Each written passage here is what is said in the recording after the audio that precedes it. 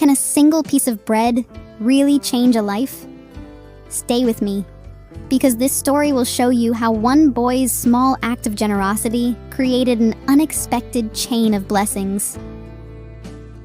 In a bustling town, full of busy streets and hurried footsteps, there lived a boy named Hamza. He was about 12 years old, cheerful by nature, and known in his school for always carrying the same simple lunch: 2 pieces of bread, a small piece of cheese, and an apple. His family was not wealthy, but they lived with dignity and gratitude for whatever little they had. Every day at noon, Hamza would sit under the large neem tree in the schoolyard, open his cloth-wrapped lunch, and eat quietly. He was not greedy, nor did he complain about what he had. His eyes always shone with a kind of quiet contentment. One hot afternoon, something unusual happened. While Hamza was unwrapping his lunch, he noticed another boy sitting alone on the far edge of the yard. His clothes were dusty, and his face looked pale with hunger. Hamza recognized him. It was Ali, a new student in school. Ali's family had recently moved to town after losing their home in a flood. Hamza hesitated for a moment. His lunch was small, barely enough for himself. Yet, something in his heart whispered, "Share."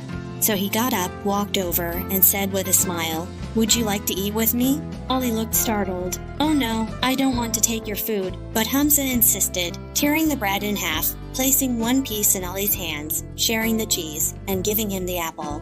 Together, they ate under the neem tree.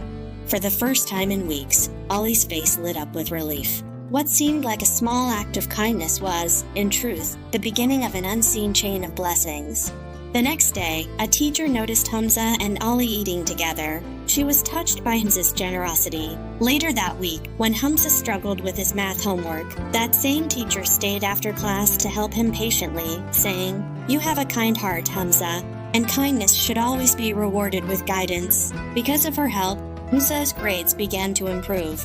But the chain did not stop there. Ali, encouraged by Hamza's friendship, started coming to school more regularly. Before, he had been shy and withdrawn, too embarrassed by his family situation. Now, he slowly became confident, and in time, he excelled in his studies.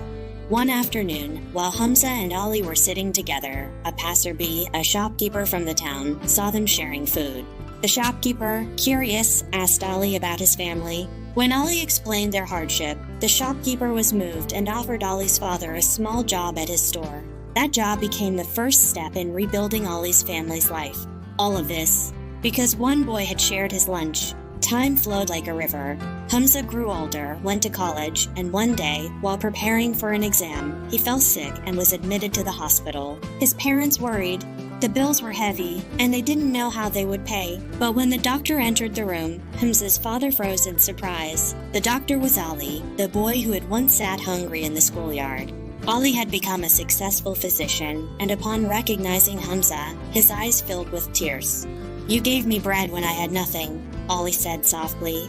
"Now it is my turn to give you care when you need it most." Ali not only treated Hamza with dedication, but he also waived the hospital charges. He told the staff, "This man once saved me, not with money, but with kindness. And that is priceless." This small act spread quietly through the town. People began to realize that generosity doesn't require wealth. It requires willingness. Sharing even the little you have can multiply into blessings beyond imagination. Hamza had given half a bread and a piece of cheese, but in return, he received friendship, better education, a family survival, and eventually, his own life restored in a moment of need.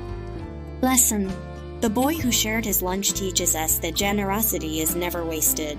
Like a seed planted in the soil, it may seem small at first, but it grows, spreads, and bears fruit in ways we cannot predict. Your small kindness, a smile, a meal, a word of encouragement, can set off a chain of blessings that may come back to you years later when you least expect it.